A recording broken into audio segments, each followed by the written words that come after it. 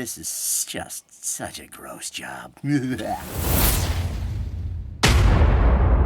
So yesterday I was changing out the joker valve on the toilet. You know, those things only last about a year or so, and I got 2 seasons out of mine, so I suppose I can't complain.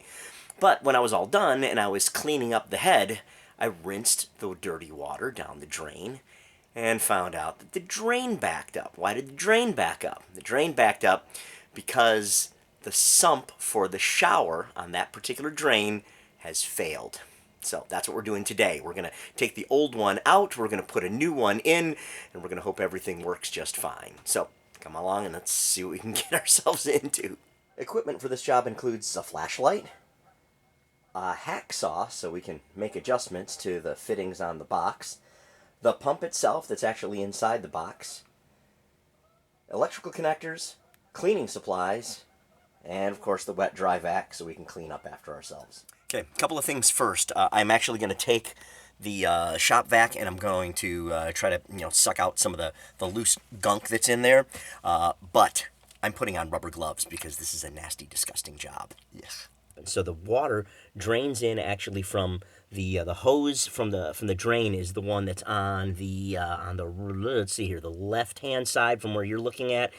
It goes inside, the liquid goes inside that box. There's a float switch. The float switch floats up when there's liquid in there, operates the pump, and then the pump spits out the liquid in the hose on the right-hand side, and that exits out the side of the hull. That's the idea behind the system, except that right now it's not working, and so there's a bunch of nasty, dirty water inside of the that box. So we've got to take that out, not get ourselves too completely disgusted and covered in nasty stuff, and then put the new one in. All right, so we'll do a quick walk around on the new sump pump here. It's obviously inside of a plastic box, much like the other one. It actually has a couple of different inlets, and this is the outlet. So the outlet is the same on all of these things. Just put a hose clamp on that and then let it go. And then for the inlet, we figure out which one of these 3 that we need, use the hacksaw, and then cut the end off of the one that we need, and then we'll just use that one. The other ones, as you can see, are sealed up here on the end, so you just choose whichever one fits fine. And then there's a couple of holes here. We'll put a couple of screws in there and screw it in place and hold it there. There are 3 wires that come out depending on how you want it to be wired. This solid brown wire is for a constant if you were going to have it wired up to a full-time switch, but we're going to use the built-in float switch, which is going to use the brown with white wire as positive, the black is negative. Those same wires are already down there underneath the stair. I just have to basically do a little wire, put a little crimp on those things, put them together, wrap them all up, make sure that they are weather protected, and then in theory it should work just fine. So time for me to get back at it. Here we go. Ugh. All right, that was not a lot of work. It's just working in such tight quarters inside of there, but you can see I've got it mounted in there.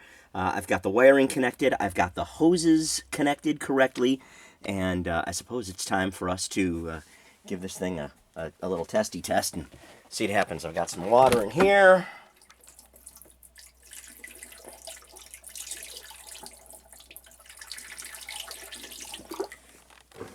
Hey, I hear it going. And I can hear it splashing outside the side of the boat. So it works. This job, phew, is done. Well, except now I've got to clean everything up here, but that's how it works.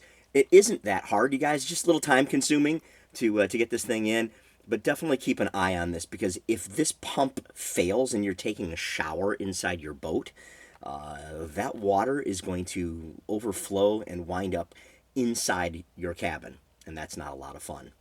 All right. Happy boating. Be safe out there, and catch you next time here in the garage, or I guess it's not technically in the garage. We're in the boat this time. All right. See ya. Bye.